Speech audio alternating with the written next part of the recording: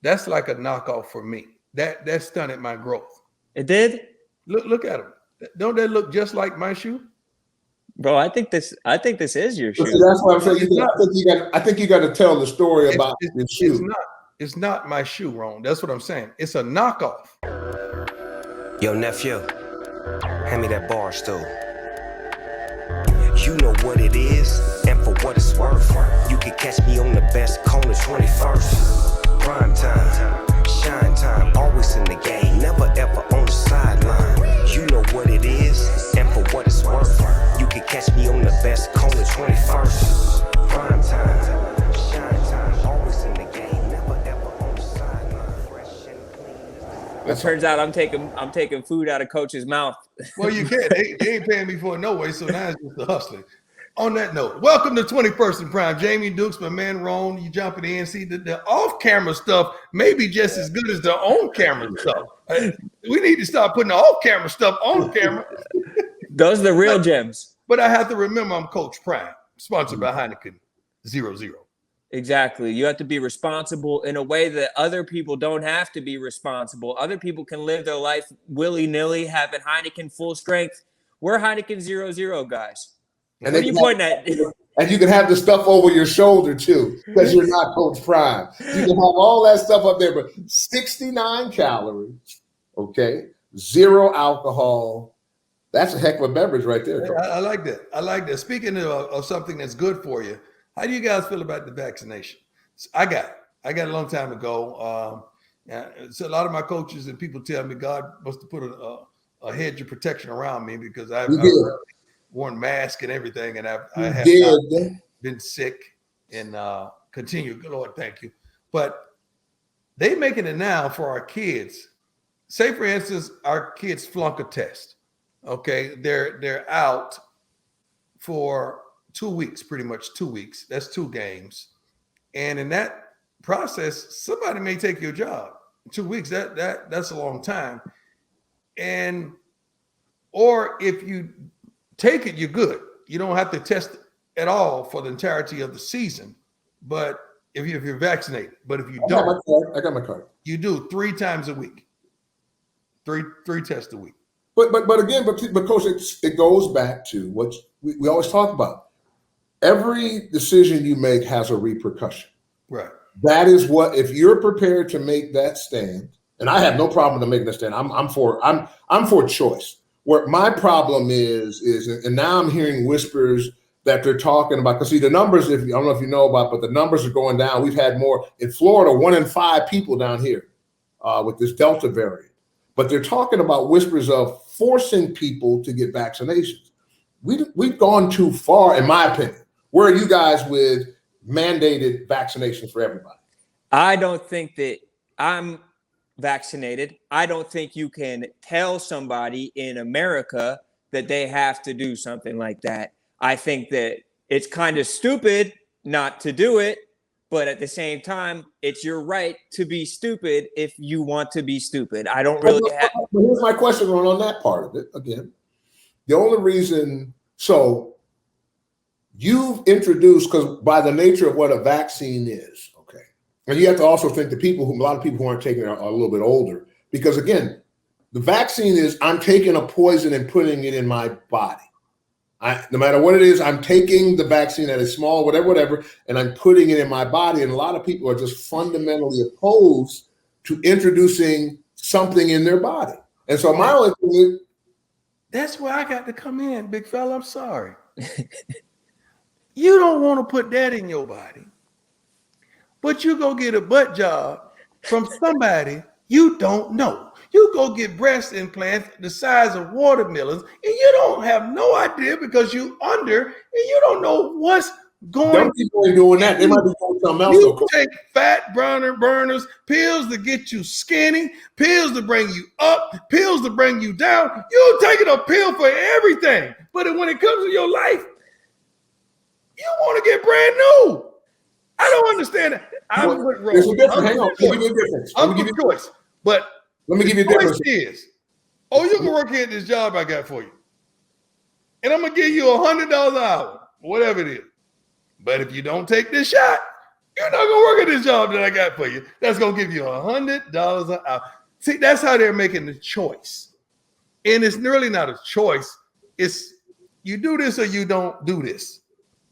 And I don't know if you take 3 tests a week. And there's nothing wrong with that. And when it comes to athletes, it's about, okay, now if you the team guy, that's what it breaks down to. I want to do this because I want to be there for my team. Or if it's not. But the problem is with the youngsters, like, why would you take all this, but you ain't gonna take that? I don't understand that part. I don't think that part with some of the women that I just explained. Anybody that eats a hot dog should take the vaccine. Do you know what goes into a hot dog? Because I don't either. I just know that it's like pink slime, which is just blended up everything. It's just everything goes into it. If you're gonna eat a hot dog, you should have the vaccine. Like it's like I took the vaccine. I'm not glitching out. I'm not going crazy. I'm a little bit less scared than I was. But the other part of that is there have been enough. I'll say it like this: there's been enough side effects that people are having that I understand people's choice. Is all I'm saying. The side effects of food poisoning in certain restaurants, but people still eat. I mean, it seems like what you can handle, what you can stomach, because we could really talk about everything and find opposition in during everything that we desire to do as a people. We really but the thing is, we need choice, though. That my problem has to do. I'm a vaccination person. I'm for it, but I'm 1,000% against anybody coercing someone from not having their own individual decision. No, they're gonna give you your choice, but it's gonna be a choice. No, they're talking about not. That's my point. The point I'm making is no. They're talking about not giving you a choice because the number's at 48%. Well, then if they don't give you a choice, that's when the knockoff people come on. What I'm saying, the knockoff people, they're gonna have knockoff vaccination cards, right? I'm pretty sure they're selling those now. And I don't know why you would buy a knockoff card unless it's financially beneficial to you to be vaccinated, so you could work at this place, so you could travel to this place, so you could do what you want to do. Because that's what's gonna happen next. They're gonna have to knock off stuff. Now it's gonna have to come to something that's gonna be on you or in you to tell that you were truly Scarlet letter. That's why we started with the scarlet letter a couple of weeks ago. That's the problem. They're wanting people that's why we're going in the wrong direction with this. That's all I'm saying. Because you're making somebody who, there are a lot of people who have health considerations also, autoimmune issues, this, that, and the other, where some of the side effects, many physicians are saying, I don't know if you should do that for you. Now, you're strong as a bull, and you got Rone here who's bulletproof at that age. But there are just a lot more issues, and it's not as clean cut. But I don't like anything that says you got to do this and you're a second-class citizen if you choose to do something I don't. I agree with that. We lost another giant. You got what I need, and you say you just a friend, and you say you just Biz Markie. Yeah. Passed away at age 57. Innovator, human sound machine, along with Dougie Fresh. Who was your guy? Who was your guy, Jamie? The innovator, the guy that you said, that's the one. I like both of them from the standpoint of, you are honestly my favorite innovator. I appreciate that. When you was talking about Jerry Rice last 3 weeks, I didn't feel it, but I appreciate it. Well, I understand, but you feel it because and it wasn't because I knew you as much as I understood the business. But here's the other thing, though, when every time that guy went back for a punt, every single person in the building had to stand and watch. On both sides, coaches, they stopped what they're doing because they wanted to see what 21, is he going to take this one back? That's an innovator. Barry Sanders, he was 6 waiting to happen, and so those are kind of, when I think of, obviously Jordan was an innovator with what he did, but Magic Johnson, I mean, if you trying to justify that. Ron, he is brilliant. Ron, he's brilliant. Ron. The guy's brilliant. He still is going to try to justify his pick from a show ago. Like, he still is going to ease that in when you killed yourself. I ask you, who was Magic going to guard? You say, well, we're going to move him here and there. But you come a week later. You come several days later, and you're still trying to justify that pick. So let me ask you a question. Unbelievable, man. I'm sorry. Hang on a second. Okay, so let's start back with. You understand what I'm saying, Ron? You see what I'm saying? All right, Ron. Okay, so there's only been 2 of what I'm talking about in innovators. Magic is the Nosferatu, the head vampire. He was the first 6'9" point guard. Come on, and then he had all the flavor. He had flavor. You ain't had nothing on him. This is Magic Johnson we talk. His name is Magic. I love Magic now. Magic did that. But I said we're talking about innovators. Mm-hmm. He was the first 6'9" plus point guard doing that we have never seen before. Mm-hmm. And that's why he's on that innovator list. I mean, I don't think that's a reach. I don't want to steal an answer from you, Jamie, but that's why I originally had those kicks that I wanted to show you that I later learned weren't everything that I thought that they were. Okay. But Coach Prime is an answer for me as well.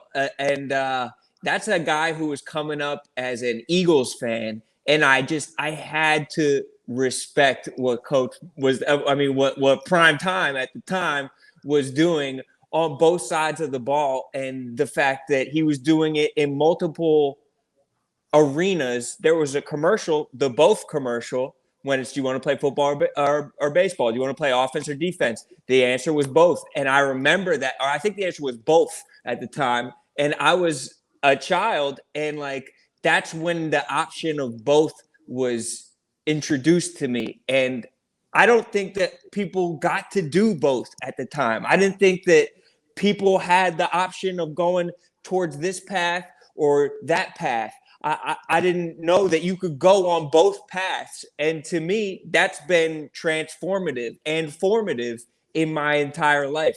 I think that other people that I would throw on this innovator list, sadly, some of them have passed away too early, like Biz Markie, guys like Anthony Bourdain, innovator. He would travel the world eating all kinds of food, not playing by anybody's rules but him. Robin Williams, a guy who's gone too soon. He was an incredible comedic actor, but he was also a serious actor. These people who were emblematic of this idea of being able to do both, that's what really does it for me. That's an innovator to me. Best in the game in Hollywood to me that doesn't nearly get the credit is Jamie Foxx.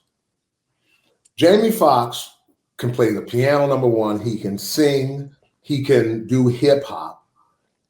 What he did with Ray, his role in Ray still is one of the great. When you start talking about somebody you see and somebody adapt, it's one thing to say, okay, he did it. What he did with Ray, I still don't think he gets near enough credit for how he changed himself and went into that character. Well, a person that comes to my mind when you're talking about doing that's multifaceted that never gets the credit is Whoopi Goldberg, man. Yes. Whoopi Goldberg is a comedic genius to me. She's an actress. She's I don't know if I should say activist, but she stands for an activist. No, she stands for what she believes. She's an activist. She's an activist. Very intelligent. I mean, Whoopi Goldberg to me is undarn believable. She really is. And the transition, when you talk about somebody like Jamie Foxx, it hadn't been too many people. It's like it's Woman's Week for me that has accomplished what Queen Latifah has accomplished. Mm-hmm. Yes. You can't name something that Queen Latifah hadn't endeavored. Yeah. And did it at an extreme level with class and professionalism. And this was the queen. This was tenacity too. The evolution. Guys, like those two women right there are fascinating to me. And I really admire them tremendously. I really do. Question for you. So, and I got it. What's the baseball player's name? Shohei Ohtani? The first player and set that up, Rome. The first player man. Unbelievable. This dude is a freak, man. This dude is unbelievable. Yeah, he's insane. He started the All-Star game He led off, and he was the pitcher in the first inning. He has 30-plus. He had 30-plus home runs at the All-Star break. He's a pitcher. He's Babe Ruth, but he's like a handsome Japanese dude who's just like. Stop right there. Why aren't we ready for him to be the next whatever? What you mean? Because he's with what we're describing, he should be on every. If it was you, coach, you would be everywhere in this country. Not necessarily. I mean, Bo and I had a good run, but I think the run could have been greater. Okay. I'm saying this guy today in this environment, there's nobody with that stat line. Oh no, it's nobody's ever done what he. And I'm saying, so to me, he should be much bigger than he is here, and so that begs the question: Are we ready for a non-American? Because again, it's not a black-white thing. It is why aren't we ready for an international star to bring his talents to South Beach or whatever, being United States, and balling like this? This guy should be on every Wheaties commercial. I don't think he was birthed here. So he wasn't. Correct. Okay. So he's probably all that you're talking about. He's probably that in Japan. He is. Okay.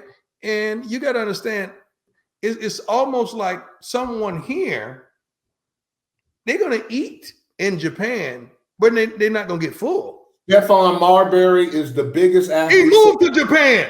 China. He changed his whole life. To China. He moved to Japan and changed his whole life. China. I'm sorry, China. I apologize. China. Yes. I apologize, people. Cancel him. China. I apologize. But he didn't have that here. Okay? It's almost like what Rone just alluded to earlier. Oftentimes, they don't let you have both. Not both. One or the other, but not both at the high level. My only question is that, and you're kind of making my point with that, Stephon. That's the reason I use it. Because see, in other words, whether he moves here or not, this guy's living here too now. And all I'm saying is China has embraced Stephon as the sports messiah. And all I'm saying is it seems to make sense that we've never seen what this guy is doing. This is LeBron and Jerry Rice that's kind of happening or something like that. But are we got to be careful that I want him to be applauded as a baseball player. Right. Not for where he comes from. Like applaud him as a baseball player. That because he's a great baseball player. Don't take that away from him saying this Japanese player. No. He's a baseball player. No, he's the best baseball player in the world. That's what I'm saying. We have a tendency to talk about, he's the best Japanese. No. Don't do that. He's the best baseball player on earth. Don't do that. Like Stephon Marbury, they can say, well, he was one of the best American players that came over here. No. Just say he was the best basketball player. That's what I'm saying. That's the difference, I feel. And I also think that baseball is as international a game as we have. Like we've had people be the face of baseball from different countries. Albert Pujols was the face of baseball for a long time, not born in America. Roberto Clemente had a tragic death, but he was a superstar. Fernando Valenzuela had a run. Yes, he had a run. And young guys like Fernando Tatis Jr., Vlad Guerrero Jr., you know what I mean? These are guys who aren't growing up speaking English. You know what I mean? They have grown up in different cultures. But I also think that Shohei Ohtani, I think that he will eventually get his flowers, but it's just new to a lot of people. Baseball doesn't occupy the public consciousness that football and basketball do. This is baseball's fault, though, part of it. Because in other words, whether it be as all those people you mentioned, they became phenomena, and this guy is that, and then some on the other side of it, which is unprecedented. I mean, like what he's doing is unprecedented. When you market him, Jamie, are you marketing baseball or Yes. are you marketing Japanese players to come to Japan and play baseball? Yeah. That's what I mean. Right. That's what I mean with the marketing of that. But the MLB should be marketing baseball with this player. It's not about Asian and all that and all those different things. That's not what it is at all. What I'm saying is you've got this phenomenal story that history has never seen. I don't get to talk about history. You do, 21. I don't. You made a history in a different way. This kid is making history. I like Rone's little avatar there. Look at Rone. He looks like a young Rone. But let me tell you something. We miss it oftentimes. Let me tell you a moment that we missed in basketball. Do you remember when Steve Nash, wasn't he MVPs back-to-back? Over Shaq, don't start. No. I'm just asking you, wasn't he an MVP back-to-back? He was. Why didn't we market this nice little kid, whatever ethnicity they want to throw at him or to him, to the young Caucasian kids that want to play basketball? There wasn't a big campaign about that. I feel like some of the shoe companies, NBA, missed a wonderful opportunity. He didn't get his roses, man. I'm talking about back-to-back. We can argue, say, yeah, Shaq could have won. Oh, cool. But the guy was dominant. He was, certainly. We missed that opportunity tremendously. Well, I know. I thought, well, I mean, if you're saying balancing out and going, first of all, name the commercial that you saw him on. Name the commercial. I thought he had a shoe commercial and all that stuff. He was doing some pretty boy stuff and all that. No. Let's go back and check that out. He was doing. Now he wasn't on everything. If he had one, it was one. It was no. We missed that moment, and I think that would have been good for the culture. White kids could have finally found out about basketball. Had that guy. Now we talk about, but why we keep going back to race? This kid, my point is, he's the best baseball player on earth. Yeah, but they have to. We know that, but I think they think marketing people. We got to make a distinction. Are we marketing baseball, or are we marketing a Japanese player that can market baseball? That's what I'm saying, Jamie. Yeah, but I don't think they think like that. I don't think they make that mistake. I have not seen the only Dominican player that I have seen marketed properly was Big Papi, and I think that was at the conclusion of his tenure. Let me give you another example. And this is what I thought should have happened. Okay, it's not him. It was who's the Cuban baseball player that came over and went to the Dodgers? What was it? What was his name? The Cuban baseball player. He was a 5'2" baseball. Yasiel Puig? That's it. Puig. Yeah. Yep. Remember when that thing happened? He was everywhere. He couldn't even speak English, but he was everywhere.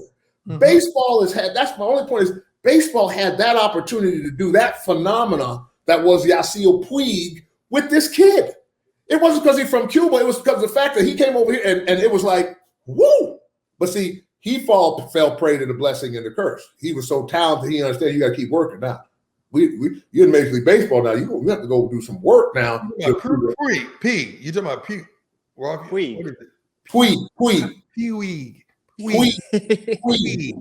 I gotta trick my mouth. Like Puig with a P. Puig. Yeah. But I think that no matter what happens, longevity will iron this all out. A guy like Ichiro maybe didn't get his flowers early on in his career, but when we look at the body of work of his entire career, he's indelible. We can't say the conversation of baseball, not Japanese baseball, but baseball in general, without telling the story of an incredible hitter like Ichiro. Oh, no. And Shohei Ohtani, I think. I'm not a baseball guy. I'm not a massive baseball guy. But when the home run derby came on, I was tuning in because this is the type of player that is going to draw in these new fans. So I hope that he gets all of his just due, but I also hope that he can focus on his game as a baseball player enough that he can just be this indelible part of baseball history, because that's going to get people like me to keep on trying to watch the Angels, the home run derby, the All-Star game, and everything involving baseball that I wouldn't have cared about otherwise. Ichiro is like a fabric of conversation for many men. Like with somebody in a conversation, Jamie, boy, I got more hits than Ichiro. I mean, that's like back when it used to be Wade Boggs. Boy, she hit like Wade Boggs. Man. Yeah. Now it was Ichiro, like man. Yeah, Kirby Puckett, yeah. Hit like Ichiro. So he is a fabric of our country today. I want to talk a little bit about the Olympics with you fellas. I don't know if you've seen this, but the Olympics are setting up beds for the Olympians in the Olympic Village, and these beds are terrible looking. They broke it down, and they're literally made of cardboard for these Olympians because they want to make sure that there aren't two people laying in the beds, if you know what I mean. So these beds literally fall apart. I don't know what you mean. What do you mean? They don't want the Olympic Village to be turning out more Olympians in 18 years. They don't want to have a bunch of Olympian babies 9 months from a Swedish. Oh, it goes down. It goes down at the Olympics. I heard it goes down at the Olympics. I heard. Yes. It goes down.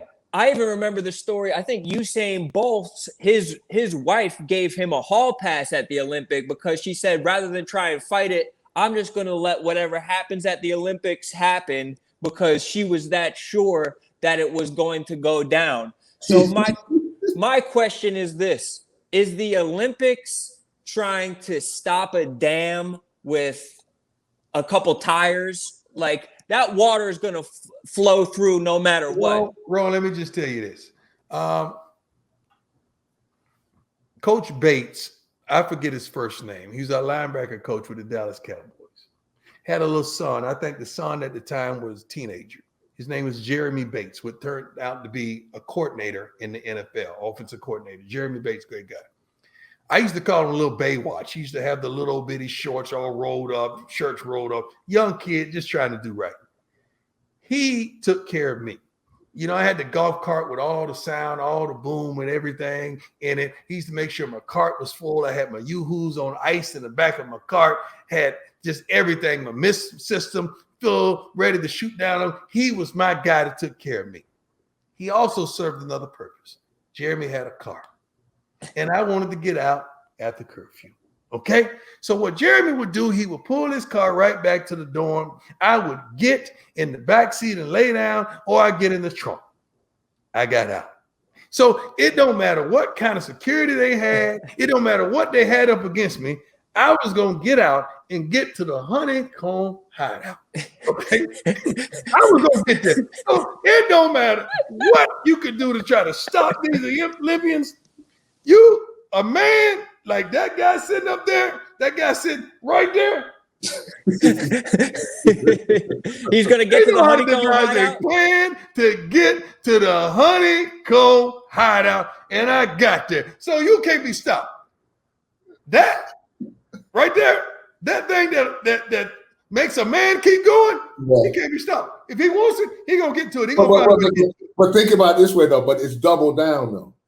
Because the woman is equally, that athlete of that caliber has got the same thing going through her blood and through her loins too. Never thought about it like that. Yeah, man. Yeah, man. Oh, you think she got to have it too? Oh, no question. I never thought about it like that. I thought it was just us. No, we just, it's all heightened at that level. It was just predator to predator. That's all. I thought it was just us. They finish off their events. They have this release, and these people are probably athletic enough to get what they need to get done finished without having a bed. They might not need a bed, if you know what I mean. Oh, no. As long as they got stairwells and all kind of stuff, they're going to get to the honeycomb hideout. Yeah, you need a sundress. Yeah, that's all. If somebody's over there in the Olympics in a sundress, it's over. I'm just letting you know. A sundress, it should be. If you see too many sundresses anywhere, it's on. Like a sundress tells you right then, it's on. And my last point was that with this is that what is their plan? Because we're already saying that no matter what, these lovebirds are going to find each other. So you're booby trapping the bed so it falls through. If something happens on it, if something illicit happens on the bed, isn't that just going to injure these star athletes? Imagine not being able to run the 4x100 relay because you were getting busy last night, fell through the bed and tore your Achilles or something like that. That's the worst nightmare. And you that energetic, you really ain't going to make it to the bed. Yeah. He ain't gonna make it. He ain't gonna make it to the bed. Yeah. You're not gonna make it. You might hit the floor anyway. So he ain't gonna make it there. Yeah. So you can spread out. Just check, But I'm more check concerned. the walls for handprints. That's all I'm saying. That's all I'm gonna get. Check the walls and the counters for handprints. That's I'm all more concerned in Tokyo about, number one, COVID numbers is going through the roof all over the world. It's going up in Japan. I mean, in Tokyo, that's been proven also. The question I have is, why did they have to invite the fan for this event? Because you were inviting the countries. So think about this. This makes no sense. We got a global pandemic going on. So everybody's carrying all of these germs. So we're going to invite all these people to come to this one place in this one country, be in an incubator, and when they leave, take all of what they incubated back to the rest of the world. Makes no sense. Now, it's one thing to have the Pittsburgh Steelers taking on the Dallas Cowboys and that local team going to the game. All those people aren't leaving to go everywhere on earth. Agreed. So that just doesn't make any sense. And not to mention now the numbers are going up, and people are going to contact it. Sure, that's okay. Just like in football, it's okay. But the whole thing, you want to talk about super spreader, Rone. This is the super spreader of super spreaders. And I think that that's their intent with having the beds made of cardboard that are going to fall through if you turn over wrong. I think that they're trying to separate people so they don't spread COVID. I think that they want to keep that under wraps, but I don't think that that's a logical way to try and do that. And I don't know what the logical way is, but putting people in a potentially injury-ridden situation to try and prevent the spread of a disease, I don't think they don't either, Rome. They don't either, because that's why they're going here. They know what's going on. Like Coach said, that's the one thing I've heard. I've never been there. I heard it is on and popping in the Olympic Village. Yeah, I don't think it's just in the Olympics. I think track in general is on and popping. I did run track at Florida State. It was on and popping. Everyone's too athletic, too charged up. Yeah, it's on and popping. That's important. Speaking of Florida, of what's going on in Florida, I'm looking down at the Miami Dolphins, and I'm looking at a star cornerback that they have over there, and they got a couple good ones, but they got Xavier Howard, 28 years old, maybe one of the best cornerbacks in the league. Incredible numbers. I think he had like 10 interceptions last year. He's putting up serious numbers, but it looks like right now he has some problems with the Miami Dolphins, and there's a chance that he might want out of Miami, or at least he wants to redo his contract. He's getting paid $12 million this year, but there's a guy on the other side of the field. He just wants to redo his contract. Let's just start right there. Let's just start. He wants to redo his contract, and like Aaron Rodgers and several others, this is the path he's chosen. But Coach, I'd like for us to take a little moment and talk about high interception guys, because sometimes high interception guys can be misleading. Say that again. I said sometimes guys who get a lot of interceptions can be misleading. Yeah. You always got to look on the other side, Ron. Like, okay, now his problem is that he's making less than Baron Jones. Okay, and you receive, you say you feel like you played better because you got more picks. Who did they throw more at? You got to look at that. Okay. Third downs, who broke up more passes on third down?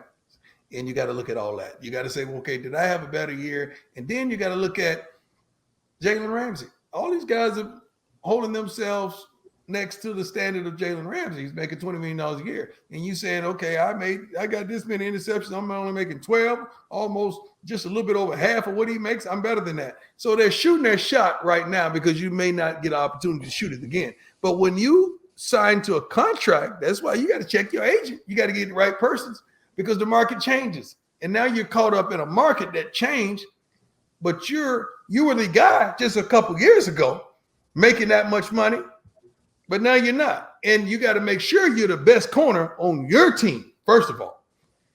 What do you think about what should Byron Jones think about this? That a guy wants off the field because he thinks he's better, but they're playing the same situation. It's different than these quarterbacks because Aaron Rodgers doesn't have another Aaron Rodgers on the field. He doesn't have a guy who's making similar money, and he's not mad because there's a guy on his team who's making more money than him. Same with Russell Wilson. There's not someone on his team who's playing quarterback making more money than him. Should Byron Jones take this personally, or is it just about the almighty business. dollar?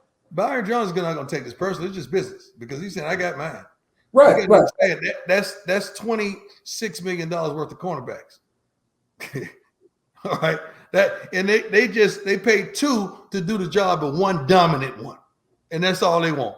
Give me one dominant. I can roll the coverage to the other one. We good.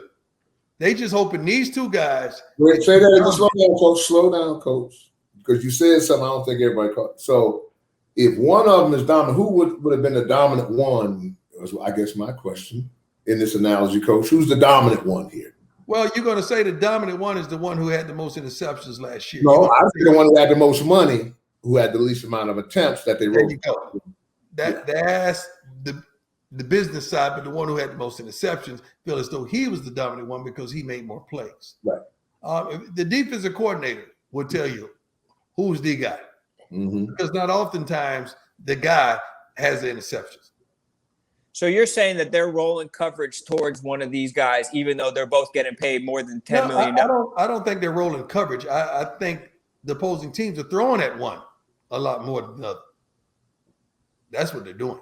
Because they don't want to mess with the one that they feel is the one. And I think the point I'm trying to kind of subtly raise potentially, I don't know for a fact, is there's a good chance that the one who's making all the money, the teams ain't messing with him.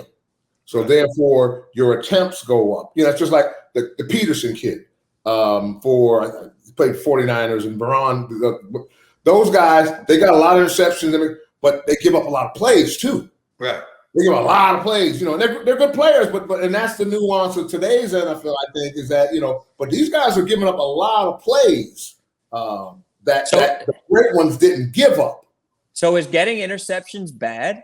No, it's not bad. It's always good, but the attempts, like your percentage, like they come out with these percentages every year of which corner did this, which corner did that, and how many times attempts he had, how many he broke up, how many allowed catches and touchdowns and all. They do all those percentages, which is, I don't even understand half the stuff anymore. I just know a good corner when I see a good corner. You just let me watch a quarter of film, I can tell you who's who. And so if you're the Miami Dolphins, would you trade Xavier Howard since you have the guy who's the shutdown guy with Byron Jones, or would you pay him? Which would you rather do? I mean, we're not saying Byron Jones the shutdown guy or Xavier Howard. I haven't watched the film to substantiate who's who. All I know is you got a little problem. You got to deal with it, because you don't want to go into camp and one of these guys trying to hold out and trying to hold you hostage for more money when they have a contract. I understand from the player's perspective, man, get your deal. Get your money if you can, because a team will get out of the contract if they don't feel like you're doing the job. They'll release you in a heartbeat. So they are getting out of a contract. So you want to do another contract when you outplay your contract. I don't have no problem with that whatsoever. Teams do it all the time. Real quick before we get up out of here, Coach. Rone, set up this Dwayne Haskins situation. I saw the other day, you know, again, domestic violence is a part of it, relationships. He's a newlywed, I believe. Just Dwayne like Haskins? Your Haskins? My Haskins, yes, was into. Go ahead, Rone. I mean, Dwayne Haskins got hit in the mouth, and he got hit in the mouth by his significant other. She split his lip, his tooth broke, and I think there's charges against his wife. And my question is, he's an athlete. Should he have called the police? Should he be bringing charges? Should he even should this ever make it out into the public if a woman's hitting a man? I'm trying to figure out what direction to go with this. Right, because no, because I have two directions. Let me just say this, and I'll say this politely and gently without trying to cause so much of a ruckus. Yeah. If my two sons weren't where God placed them to be, to witness everything, I probably would have been in jail.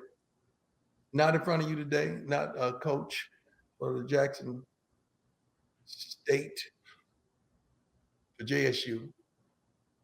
It wouldn't have been the same if I didn't have someone to validate what truly happened. So it happens on the opposite side. Best for a man to just walk away. Put the hands up, walk away. Walk away. Absolutely. Because you can't. I tell players all the time, Wait. you know, people in general, you know, but particularly men, you're never winning that argument ever, ever, ever, ever putting your hands on a woman. You got to. The strongest people have developed the strength to walk away. Right. That's right. strength. Yes. That's strength. Not 415, 7 reps of squatting 500. No. The strength to walk away is the strongest person I've ever seen. Yeah. And that really goes back to the story we were talking about earlier in the week about, you know, Richard Sherman. You know, when you there's a point where you get to where you have to, much as you have to bite your lip, for the lack of a better phrase, but you got to, in this environment, you should have anyway, but more so now than ever. And going back to, like, and I agree with you also, Coach, on that with Sherman's wife, is I applaud the fact that she was able. Janae Rice is another one that I don't think people give near enough credit for sticking with, because she could have easily left that situation, but she loved her man. I don't know what you're talking about. I ain't got nothing to do with nothing. Just Jamie Dukes. Hey, I'm Boo, saying- you put Jamie on the right side by himself and put me and Rone on the other side, please. Jamie, hey, Boo, put me down there with Rone and just put Jamie up there so we can separate this thing. All I'm saying is I respect. Thank you. No, get Rone. Come on. There you go. Thank you, Boo. Thank you.